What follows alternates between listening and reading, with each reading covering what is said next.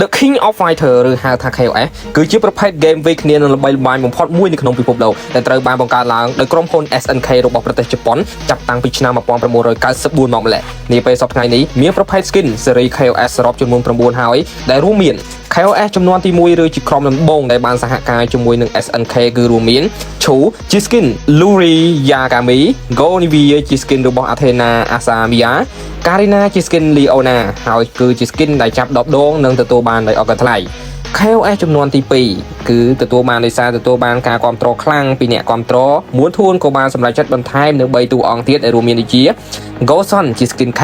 D-Rod ជា skin Orochi Grish និង Aurora ជា skin Cola Diamond KOF ចំនួនទី3ដែលបញ្ចេញនៅក្នុងឆ្នាំ2024ដែលរួមមាន Pakito ជា skin របស់ Thierry Bouquet Valor ជា skin របស់ Keiyo Kasanagi Masa ជា skin របស់ Mai Sai Raini សម្រាប់ការ free token លើកទី2របស់ KOF Bingo ក៏ដូចជា KOF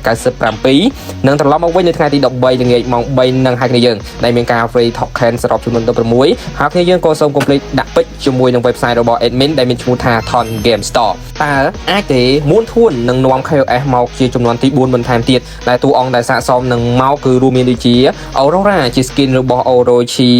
Remai CC ជា skin របស់ VIP Povia ជា skin របស់ Orochi Yashiro Julian ជា skin របស់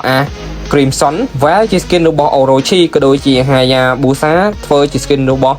Ichi Kisaraki តើអ្នកទាំងអស់គ្នាចង់ឲ្យវាកើតឡើងដែរឬទេតើវាអាចទៅរួចដែរឬទេគ្នាយើងក៏សូមខន្តីពីតោះម្ដងទៀតពីសំណាក់ admin បាននិយាយឈ្មោះតួអង្គ KOF មិនត្រឹមត្រូវនៅក្នុងប្រការណាមួយបាយបាយជួបគ្នានៅវីដេអូក្រោយ